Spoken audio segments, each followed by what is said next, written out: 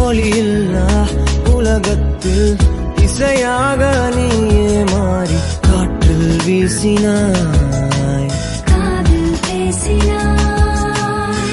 மொழியில்லா மௌனத்தில் விழியாலே வார்த்தை கோர்த்து கண்ணால் பேசினாய், கண்ணால் பேசினாய். 100 ஆண்டு